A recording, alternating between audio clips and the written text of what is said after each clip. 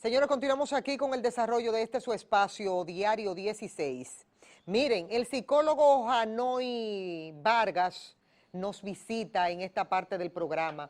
Yo les comentaba a ustedes hace un momentito que era justo y necesario nosotros ya de manera seria poner todo esto sobre la mesa. Me ha gustado mucho que la prensa a nivel escrito hoy también le está dando seguimiento al tema, hablando de que los hechos violentos crean temor en la sociedad e hicieron contacto directamente con psicólogos, con psiquiatras, para tratar el tema de la salud mental en la República Dominicana y de estos hechos violentos. Hanoi, buenos días. Buenos días. Cuando uno se encuentra en el momento donde nosotros estamos ahora mismo en la actualidad y uno hace una evaluación de todo lo que nosotros tenemos a nuestro alrededor, bombardeo por todas partes, y uno ve unos niveles de violencia imperante, uno solamente tiene que coger el guía, salir a la calle y tú te das cuenta la atmósfera, cómo anda de pesada, la gente por cualquier cosa se enciende y tú sientes mucha violencia. ¿Qué ha pasado en la República Dominicana que uno siente que la sociedad enfermó? Bien. Bueno, primero agradecerte por invitarme nueva vez y tener el privilegio de compartir con todos ustedes. Mira, nosotros parece que en la República Dominicana nos hemos tomado muy en serio el hecho de que a nivel mundial se considera, y es cierto, que mueren más personas por problemas de obesidad que de hambre. Mueren más personas de muerte natural que enfermedades infecciosas o contagiosas. Mueren más personas de vejez que por hechos y acontecimientos violentos. Porque si nos vamos a épocas pasadas, de guerras, de conflictos, de forma poco civilizada que existía en la antigüedad, nos damos cuenta que los niveles de muerte por causas como esta eran demasiado notorias. Sin embargo, nos estamos enfrentando a una forma de violencia en la interrelación personal que ya comienza a preocupar significativamente, no que comienza a preocupar, ya está preocupando hace mucho en la República Dominicana sobre todo. Nosotros fenómenos como este pudiéramos buscar explicarlo desde el punto de vista de elementos de predisposición genética, pero yéndonos a la realidad medioambiental, que es lo que nos demanda la ocasión propiamente dicho, entonces nos encontramos con un medio ambiente que promueve la mala interrelación personal y un enfoque hasta cierto punto distorsionado a la hora de tratar y hablar del fenómeno. ¿A qué me refiero? Fíjate que se hace énfasis en una idea de violencia de género, cuando de lo que deberíamos estar hablando realmente es de violencia social, de violencia intrafamiliar, porque no es un asunto ya del hombre hacia la mujer, propiamente dicho, como género, sino más bien de una violencia social generalizada que puede encontrarse, ¿verdad? O puede explicarse desde el punto de vista de qué cosa. Bueno, constructo de pensamientos distorsionados. Nosotros sabemos, y quizás dentro de las personas que nos están oyendo, muchos se criaron en un ambiente donde el papá o la mamá le decía, pártelo, que yo pago la multa, por ejemplo. Cosas como esta, donde se ve el modelaje de la violencia a nivel interno, donde se ha desarrollado una personalidad en un ambiente de vulnerabilidad familiar sobre la base de enseñanza, de internalizar valores que mañana van a promover esa violencia. Dicen algunos psiquiatras, Hanoi, que el hombre tiende a ser más violento que la mujer. ¿Esos son estudios específicos para determinar eso o es real? Si por su naturaleza se pudiera comprobar esto. Fíjate que cuando hablamos de los elementos, para decir algo, de predisposición genética, nos tenemos que ir a realidades del pasado, quizás para explicar fenómenos presentes. Imagínate cómo nos gusta a nosotros el azúcar, o la tendencia que hay personas de comer rápido sin la necesidad de tener que comer rápido. Cuando tú analizas fenómenos como este y no lo puedes explicar en lo inmediato, tendrías que irte a aquella época posiblemente donde el ser humano, cazador-recolector, donde quiera que encontrara una mata de higo o un panal de abeja, sin tener cómo acumular o llevarse, tenía que ahí mismo comérselo todo, lo que pudiera, y agarrar 2 o 3 cositas y seguir.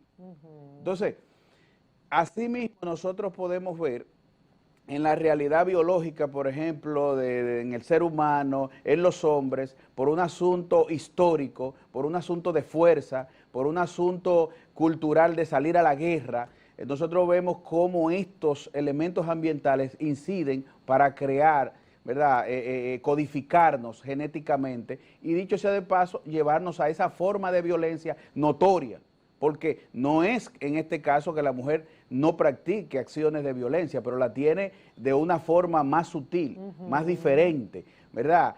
Como nosotros decimos, pudiera ser un poco más vengativa, más de manejo de los rencores, del diálogo, de la forma de recriminaciones, de argumentaciones, pero, dicho sea de paso, lo que se viene a criticar es una forma de violencia que genera letalidad a nivel de la existencia misma. El perfil, me quiero ir al perfil. Cuando uno mira, por ejemplo, y vamos a verlo desde el punto de vista de lo que tenemos ahora mismo, cuando uno mira, por ejemplo, el perfil del cabo Hanley Disla Batista, uno dice, no, pero ese muchacho no me da nada malo. ¿Cómo el perfil a veces va divorciado con el nivel de violencia que pueda tener una persona? ¿Son cosas totalmente diferentes o van relacionadas? Bueno, yo te podría decir, por las acciones llevadas a cabo por esta persona, que si hubiese una evaluación exhaustiva en el orden del reclutamiento, en el orden de ponerle en la mano a una persona un arma, deberíamos de ser más estrictos, más rigurosos, porque, por ejemplo, existe dentro de la psicología un rigor a nivel de evaluación mediante test psicológico, que te arroja rasgos de personalidad donde tú pudieras hacer recomendaciones de que esa persona no está apta para portar un arma. Y esas son de las cosas que se ha criticado incluso desde el Colegio Dominicano de Psicólogos desde tiempo atrás, en que, por ejemplo, para ponerle en la mano un arma a una persona, que haya una evaluación psicológica en donde el asunto se le dé la oportunidad a los profesionales de la conducta sugerir en relación a ese tema. Sin embargo, muchas veces se dan de otra manera, por las facilidades económicas para poder portar esa arma. Por ejemplo, a nivel de la policía, en tiempos atrás también hemos criticado que incluso se tiene un personal que ha estudiado psicología, aparte de ser policía o ser oficial, incluso se subutiliza a esa población, pudiendo crear departamentos en donde fortalezca la evaluación psicológica a las personas. Sin embargo, no se piensa así, porque lamentablemente en este país siempre ha habido un problema serio y es escoger para los puestos personas más por la familiaridad o por el compañerismo en el orden partidario que por capacidades. Y hace tiempo que en la policía deben de haber cambios radicales en el orden evaluativo, porque vemos personas que no están calificadas. Engánchame ese muchacho, es lo cotidiano que uno escucha. Mire, ese muchacho que lo tengo sin hacer nada, engánchame ese muchacho. O no puede ser que mi opción sea ser policía porque no hay trabajo y ahí es el único lugar donde me pueden acoger con un sueldo mínimo. Eso no puede ser así. Ha quedado evidenciado en el país en la parte también de recursos humanos, de tanto de las instituciones públicas como de las empresas privadas. Y uno dice, bueno, llegó el momento en que las empresas, tanto públicas como privadas, utilicen los servicios de ustedes, los psicólogos, y que estén dando servicio de manera permanente para evaluar el personal que interviene en una entidad. Eso es así. ¿Qué ustedes opinan de eso? Que en muchos aspectos en este país hay que darle la posición que merece los que se han formado para trabajar la conducta humana, para evaluar la conducta humana, para sugerir en relación a temas tan importantes que demanda la nación, porque estamos analizando una arista, pero cuando nosotros nos extendemos, aquí los grandes problemas de este país están vinculados con problemas de salud mental, porque cuando tú analizas la violencia social, la violencia intrafamiliar, y nos metemos, vamos a decir, al aspecto abuso de sustancias psicoactivas, el alcohol, por ejemplo, como desinhibidor, que de alguna manera las personas que reprimen ciertos deseos a la hora de consumir alcohol se desinhiben, y el comportamiento violento es un elemento de eso, porque hay personas que reprimen esa animadversión, que no están conformes, pero cuando tienen la oportunidad de tomar, que se desinhiben, inmediatamente se tornan las personas más expresivas, y tú lo llevas al punto incluso hasta ser indeseable, y ese es un fenómeno que hay que analizarlo, porque esa persona vive reprimiendo, porque a la hora de expulsar, entonces va a ser lava lo que va a expulsar. Entonces vemos cómo se refugian en el abuso de sustancias psicoactivas, y eso empeora la misma situación. Cuando una persona, Hanoi, ayer, por ejemplo, un evento que a mí me dio hasta mucha pena y vergüenza, un señor se quería tirar del puente y pidió que fuera la periodista Alicia, y a mí me chocó bastante ver a una autoridad cómo fue a buscar a la periodista en vez de resolver el problema de gente experimentada ahí que puede, que estudia y se prepara para eso, para esos casos. Entonces, ¿cómo una persona de que con algún problema puede tener hasta la capacidad de decir, tráiganme a fulano? ¿Cómo se explica eso, psicológicamente hablando? Bueno, pudiera ser que verdaderamente sea un atentado contra su vida, pero puede ser una manera también de manipular el medio ambiente para dejarse oír de una forma en donde entiende que no iba a ser posible, a no ser que se diera de esa manera. Ocurren muchos factores que pueden incidir para llevar a cabo situaciones, se puedan dar situaciones como esa. El único ahora que se estila con lo de las redes sociales y las informaciones de cada minuto, buscar un método como para llamar la atención, pero eso no quita que la persona pueda tener algún inconveniente mental. Bueno, de hecho, usar esa metodología ya te genera la idea de un inconveniente mental. Hay ciertos aspectos que uno tiene que poner hoy sobre la mesa. Aquí tenemos gente que ha muerto por un parqueo, gente que por un roce, un accidente de tránsito, de algo a veces tan leve y lo llevamos como al extremo. ¿Cómo se explica todo esto? Mira, la vida de hoy nos lleva o nos tiene sujeto a un estrés flotante, a un estado de ansiedad básicamente permanente por las condiciones de vida, cómo se plantea la existencia misma.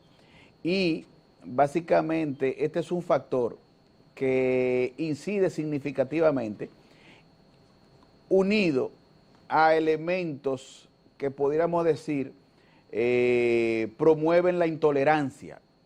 Tú sabes que hay muchos temas de conflicto que tú lo puedes manejar sobre la base de haber desarrollado una tolerancia. Sin embargo, el inmediatismo en el que nosotros vivimos, la rapidez con la que queremos que se den las cosas, nos lleva a un punto de promover cierto nivel de intolerancia que cuando lo llevamos a la parte de la interrelación personal, se nos hace difícil dejar que alguien cederle el paso.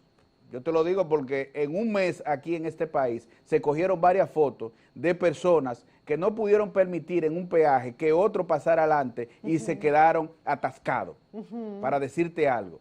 Entonces, ese control de los impulsos, ese pienso luego existo, que es una de las realidades que se ha dado en esta posmodernidad, el homo sentimentalis, como se le llama, el siento, luego existo. Personas que reaccionan y después que dicen, pero ¿qué fue lo que hice? ¿Y qué fue lo que yo hice? Bien, entonces, y se escucha con mucha frecuencia. Exacto, entonces este medio ambiente no nos está favoreciendo para esa parte racional, ese diálogo interno, esa forma de poder explicar lo que está pasando sin ponernos a nivel del otro.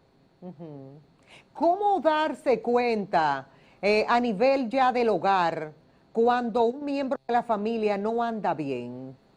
¿Por cuáles cosas tenemos nosotros que decir, bueno, me llamó la atención esto, y considero que no es normal? Tú no eres fácil, Miosoti, preguntando, porque te voy a decir la verdad.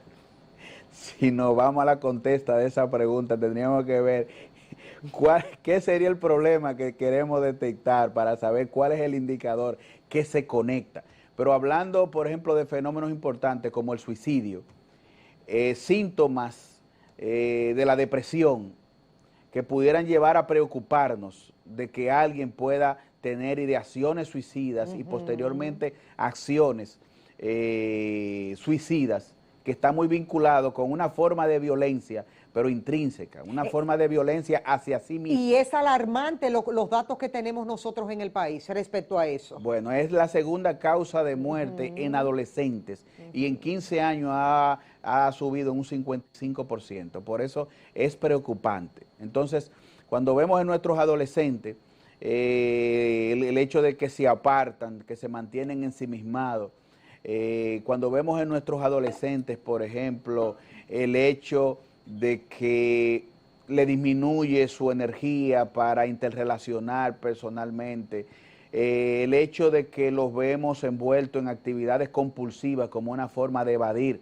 realidades quizás internas, cuando vemos que tiene hábitos como entrar a la habitación, no salir, apagar la luz, dificultad para el sueño. Mantenerse mucho en esto que lo hacen los muchachos, ¿es un llamado de atención? Es una actividad compulsiva que nos puede llamar la atención como elemento predisponente futuro, sobre todo en lo que son niños, adolescentes, para desarrollar luego compulsividad hacia otras actividades que pueden llegar a ser de mayor riesgo o de inconveniente. Hay aspectos que uno necesariamente debe poner aquí sobre la mesa, porque me ha llamado poderosamente la atención y voy a aprovechar tu presencia aquí en el programa para eso. ¿Qué pasa, según ustedes los psicólogos, porque tenemos un renglón importante de desaparecidos? En los últimos meses en la República Dominicana estamos hablando de alrededor de 21 personas. ¿Qué pasa dentro de ese proceso interno de ese ser humano que entra en su mente, me quiero ir, no quiero volver? Y hay algunos donde actualmente ni siquiera referencia tiene la autoridad de qué pasó con ese individuo. ¿Qué pasa para llegar a ese punto del ser humano? ¿Qué pasa por su mente? Bien, las fugas geográficas, para decirlo así, pueden ser a nivel conductual, y si lo queremos explicar en el orden de la misma salud mental, puede ser una manera evasiva, como de tantas formas lo podemos llevar a cabo. Hay personas que se hacen ausentes sin cambiarse de posición. De hecho, el abuso de sustancia a nivel, por ejemplo, de alguien que tome tanto que se sienta desaparecido, se sienta que no es consciente de lo que ocurre en su alrededor, para decirte algo, ¿verdad? Pero se da de manera física, con formas de fuga geográfica, que puede ser evadiendo una realidad X. Por ejemplo, puede ser también como resultado de una condición de salud en el orden de lo mental, que lleve a una persona por sus distorsiones, por su misma patología, a caminar, caminar, caminar y dejar atrás todo aquello que le pueda representar un detonante de ansiedad. En este país ya hemos criticado el hecho de que, por ejemplo, se habla de albergues para perros, que no está mal si pensamos en el perro como un ser que necesita cuidado y protección, pero no pudiéramos todavía hablar de eso cuando aquí solamente tenemos 70 camas en el orden de salud pública en cuanto a dar atención de internamiento breve, intervención breve a personas que entran en crisis o tienen un problema de salud mental. Hay familias que tienen miembros que están atados a un árbol, que están metidos en una habitación y no salen. Sí, pero eso, Deprimente. decir eso es deprimente, y aparte de eso, que unas autoridades sepan que eso se da y como que todo el mundo se hace de la vista gorda, hasta un momento que haya crisis como ahora. Y cuando hablamos de la seguridad social, entonces tenemos una política pública que no ha podido todavía llevar a los responsables, los garantes, el sector empresarial, las ARS, a tener una cobertura digna en primer nivel de atención y que no está disponible en segundo nivel de atención, es decir, para internar personas. Es decir, que el cerebro, que es el principal órgano del cuerpo, solamente es visto desde el punto de vista físico, de si tú tienes un trauma craneal, bueno, date una asistencia, pero desde el punto de vista mental, eso es caótico. Y van a seguir desapareciendo personas, sobre todo las que tienen que ver con acciones como resultado de problemas en la salud mental, porque no hay las alternativas del lugar. Y eso hay que cambiarlo. Si las autoridades no toman esa decisión lo más pronto posible, ¿qué podría pasar en la República Dominicana con esa violencia imperante, prácticamente casi generalizada? Bien, bueno, eso te puedo decir que ya está en el borde. Hemos sido alertados incluso en el marco de esta pandemia por la Organización Mundial de la Salud y por organismos internacionales. Se ha instado a los gobiernos a aumentar su presupuesto en favor de la salud mental, considerando que es la próxima pandemia. Y los que trabajamos en el orden de la salud mental, por la demanda que estamos teniendo y por la realidad que se está presentando, sobre todo en el marco de la familia dominicana, vemos imperante que esas políticas comiencen a cambiar, pero rápido. Porque hay muchísimas personas, señores, afectadas desde los diferentes ángulos, que no han podido procesar lo rápido que todo lo que ha venido pasando y lo rápido con lo que se ha dado. Entonces, ¿cuánto más vamos a esperar? ¿Cuánto más? Porque somos 11 millones de habitantes, señores, y no podemos tener una respuesta tan pírrica a la realidad de la salud mental en este país.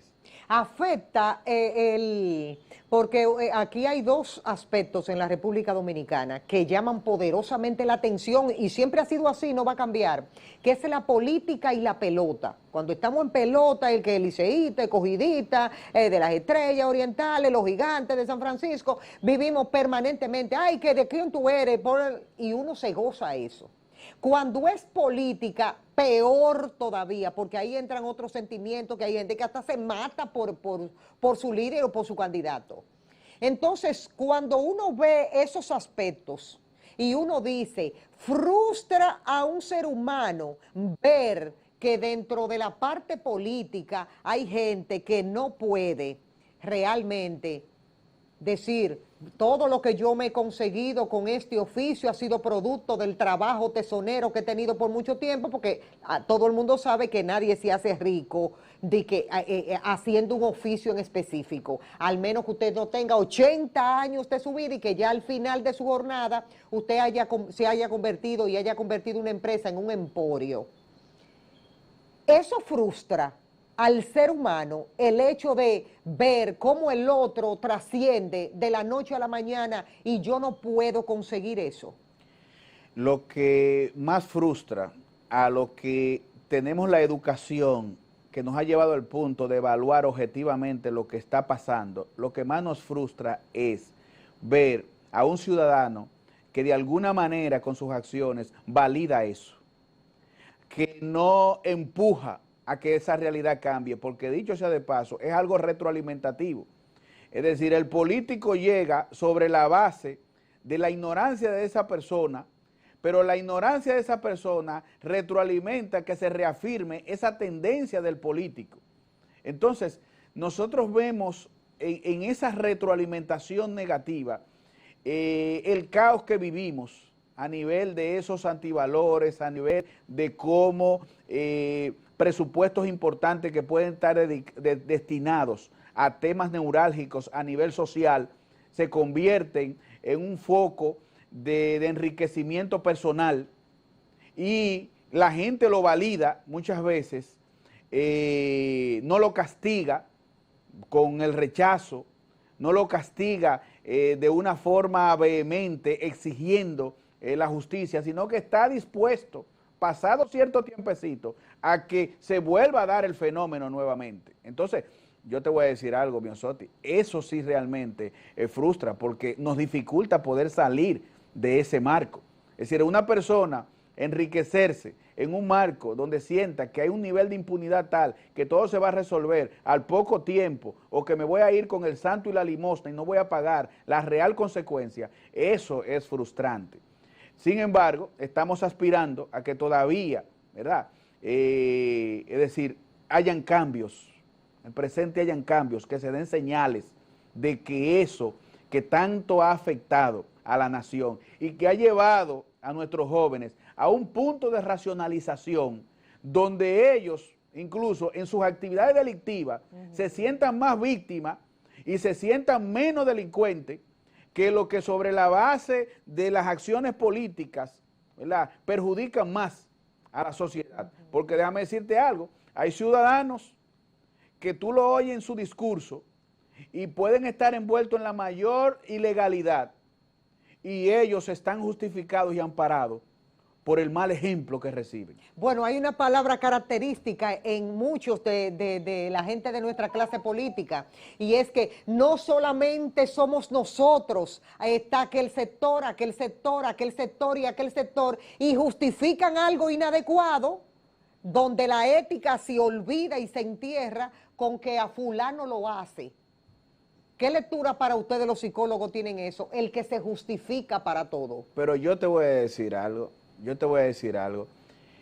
Hace un tiempo, y salió y eso se hizo público, un señor que le hurtó un vehículo a un ciudadano y lo llamó para decirle que le depositara X cantidad de dinero, que le iba a decir dónde iba a estar su vehículo.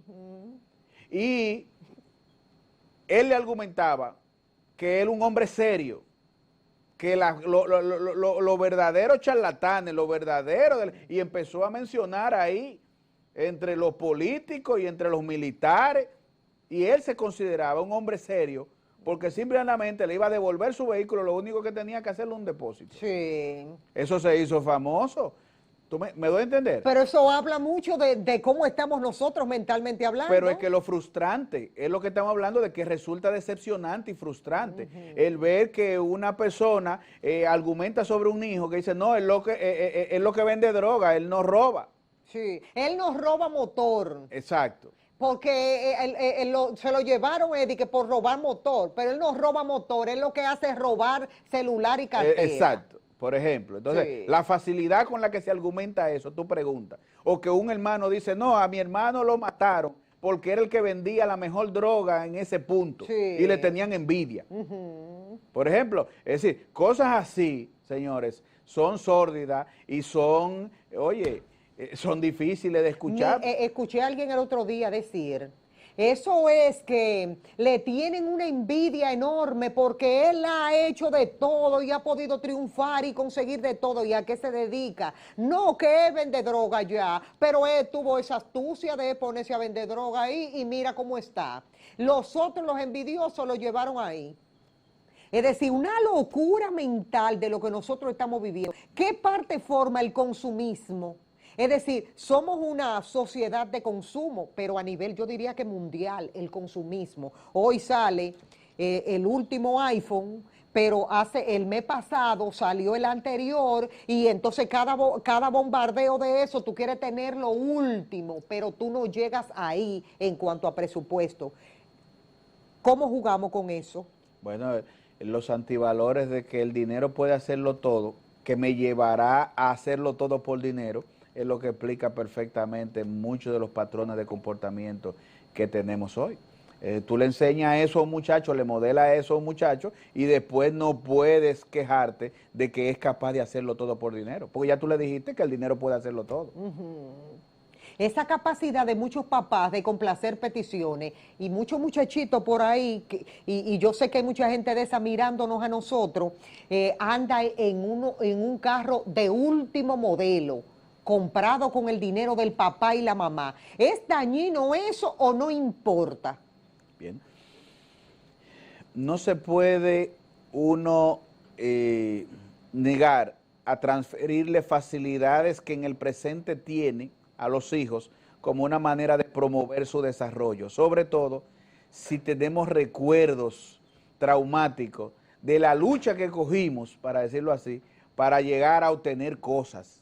Sin embargo, hay que ser medido en ese sentido y trabajar asociando, es decir, los méritos, el esfuerzo de los hijos, cómo nosotros inducimos a que se esfuercen, a que básicamente se incluyan dentro de los procesos productivos a nivel de la familia, para que entonces esa recompensa venga asociada al esfuerzo.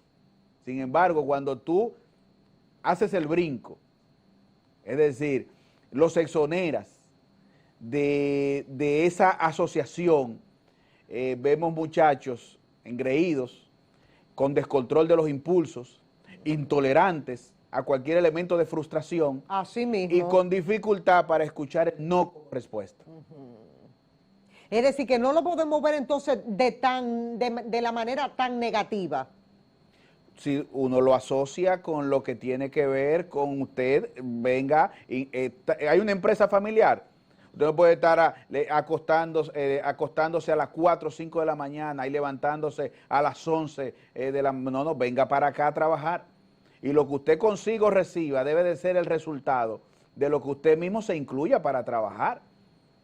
Es decir, fuera de facilidades que le demos de ir a buenos colegios, a universidades, porque vamos a decir que eso se tornan derechos adquiridos como resultado de que queremos que se capaciten, que se desarrollen. Pero hay una serie de privilegios, como tenerle un plan que tú mismo no tienes como padre, como tener un dispositivo que tú mismo no tienes, que eres el que produce el dinero, no lo tienes, por ejemplo. Yo conozco mucha gente así. Pero esos son daños que le estamos haciendo. Son los que se levantan a las 5 de la madrugada, se van para sus empresas y los hijos se quedan acostados. El síndrome con síndrome de vampiro. Estar en la calle de madrugada y levantarse a la 1 a comer para ir calentando, para repetir la misma acción. Sí. Y lo que hacen es gimnasio, universidad, culto al cuerpo y bonche. Bien. Entonces, así no se puede, porque si desde temprano no interceptamos eso, ya realmente vienen a convertirse en las personas que nosotros recibimos dentro de los centros por patrones desadaptativos a nivel conductual. ¿Qué es lo que más usted recibe en la clínica Volver? La mayor demanda que nosotros tenemos están vinculados con comportamientos adictivos. Adictivos, es decir, nuestra especialidad está más dirigida a restaurar personas que por patrones adictivos han afectado. Exacto. ¿Por dónde andamos nosotros actualmente en la República Dominicana? Esos datos son importantes. Hay un problema con eso. Es una enfermedad que por tener el componente de estigma y discriminación a nivel social, la data no es objetiva realmente. Lo que sí yo te puedo decir en la práctica y a nivel de lo que es la posmodernidad, es decir, la sociedad es una fábrica de problemas de adicción y está comenzando ya con el uso inadecuado de los dispositivos por parte de los niños, que básicamente están afectando la bioquímica de su cerebro, ¿verdad? Con esas actividades compulsivas. ¿Por qué? Porque el efecto neurodopaminérgico de las actividades compulsivas, es decir, del uso de dispositivos, de juegos electrónicos, de redes sociales de manera obsesiva, están básicamente predisponiendo esos cerebros a ser compulsivos ya luego en otras actividades, donde te podrías encontrar con sustancias psicoactivas, donde el impacto ya va a ser más fuerte para tu salud mental. Quiero pedirle un permisito, mi querido doctor, para irnos a una pausa comercial. Bien. Al regreso, quiero que me digan de esa juventud que llevan a la clínica muchas veces, ¿cuáles son, qué tipo de droga es que más usted trata? De que digan los muchachos, consumimos esto, consumimos tal cosa, consumimos esto, y si son más abiertos a hablar y a tratar el tema, que no sea el familiar tutelar. Me lo contesta después de la pausa comercial.